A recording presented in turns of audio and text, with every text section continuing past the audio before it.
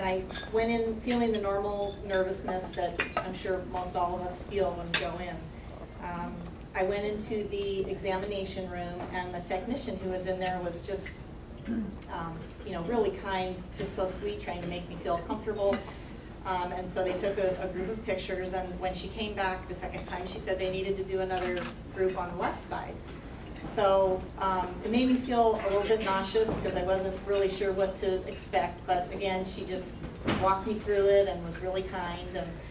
And came back after the second pictures were looked at and said, well, I think we need to do a third group of pictures on the left side again. So I was about ready to lose it, and she talked me through it and just said, just relax, just try and breathe. She was wonderful. So then she came back after the third set of pictures and said that the radiologist wanted to see me, and then I lost it completely. So she helped me gather myself up and went back to a room where the radiologist did an ultrasound, and he too was wonderful.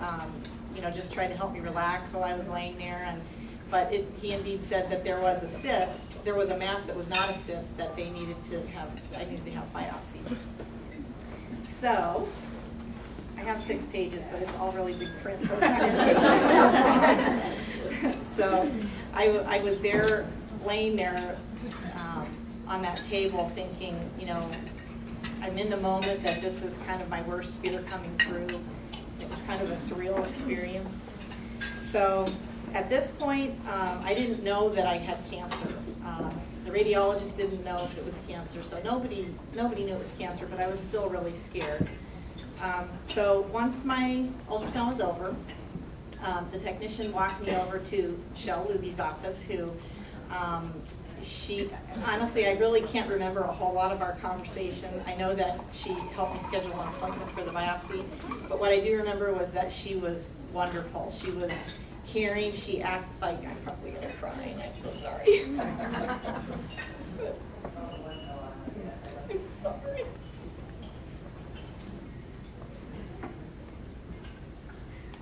But she just told me she was just so wonderful and cared for me, and she didn't even know me. And so that was kind of the beginning of how this whole thing started.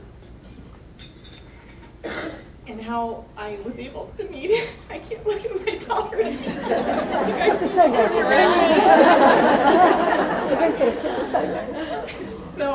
But the family of caring people at the mobile center, that was the beginning, was Michelle. I'm so sorry. So, if I put my glasses on, it won't be so bad. Okay, so anyway, I was able to meet Dr. Pratt before she performed my biopsy, and it was a brief meeting, but she assured me that I would be well taken care of, and I absolutely was. The biopsy was done on a Tuesday, and Dr. Pratt called me with the results on Friday to tell me that I indeed did have cancer. So she set up an appointment for my husband and I, you guys need to turn around, to come in on Monday.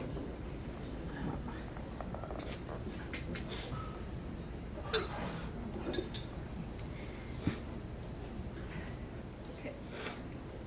The moment that I found out that I had cancer, I'll never forget, which I'm sure if there's any of you out here that have been through that, you know that as well.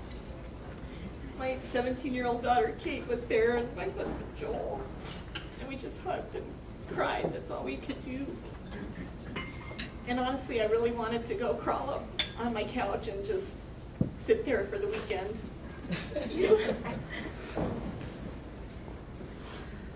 But, I was this 40-year-old wife and mother of 4, and I didn't feel physically sick, and so I felt like, how could I go do that while my husband and children were just as afraid as I was?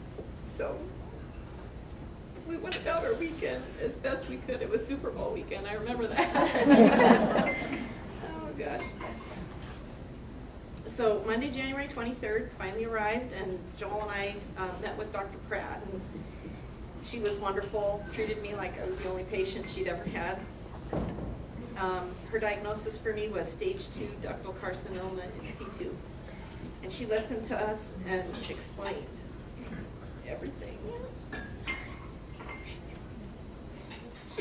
everything, knowing that we were still reeling from the diagnosis.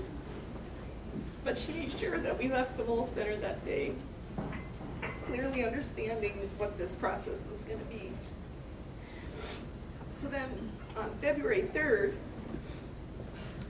2003, Dr. Pratt performed a lumpectomy at Fairview Hospital. And I spent 2 days in the hospital. I came home to love from my family, my close friends and my church family, and they showered me with support both practically and emotionally. The Mole Center staff also really helped in my recovery because they called with encouragement and practical advice. I met with Sarah. Where are you, Sarah? She is. Who helped Joel and I understand the emotional things. Obviously, I didn't get that part. All the things that we might encounter through this process, and her peaceful countenance, just her personality, just put us at ease right away. Gave me a lot of confidence. About 1 month after my lumpectomy, I began chemo treatments at the Mole Center. Dr. Spiro was my oncologist, and just as Dr. Pratt did, he walked Joel and I through every step of the chemo process, and he was so patient, answered all of our questions, and made me feel like I'd known him for years. And throughout the whole process, I have to say I had complete confidence in my doctors and everyone I came into contact with, really, at the Mole Center. Especially the nurses. I appreciated them so much because they, I just think it's such a special gift to be able to see cancer patients every day. And they were just so encouraging and loving. And I think entering the Mole Center for chemo treatments isn't probably something I think most people look forward to. But every nurse that I came in contact with made it so much easier to go there every time I had to go. What more could a patient ask for? I had 4 chemo treatments and 6 weeks of radiation. And over the course of the 4 months of treatment, I tried to be as normal as possible to make things easier for my kids. I had great support from friends who prayed for me. And I know everyone experiences different side effects from treatments. I was sick for about 36 hours after each chemo treatment. And about 2 weeks into it, I lost my hair. And I was at a volleyball tournament with Kate, right? And we spent the night in Toledo, and I woke up in the morning, and when I pulled the towel off of my head, it was just full of all this hair, and as the course of the day went on, it was just falling out down my back, and I was trying to explain it to the other moms, and they were all crying. No, it's okay, it's okay. So I was able to get a wig, but I always felt so funny it was a beautiful wig, but I always felt so funny, like I was trying to be incognito, or the store security was going to call somebody. I didn't know what was going on. So anyway, consequently, I usually wore a scarf and a hat, one of my beloved hats that I had. Radiation began about a month after chemo was over. I went for 6 weeks, Monday through Friday. And I really didn't have any side effects for that, but I was prepared for all the side effects that can happen because Dr. Pratt, Dr. Spiro, everybody did such a great job in preparing me for that. After radiation was finished, I was put on a medication called Rimidex. It's similar, and I mean, if I'm overstepping my bounds here, tell me, Dr. Pratt. I think it's similar to tamoxifen, from what I understand, but it was a better fit for somebody that was my age. I took that for 4 years every day. Dr. Pratt explained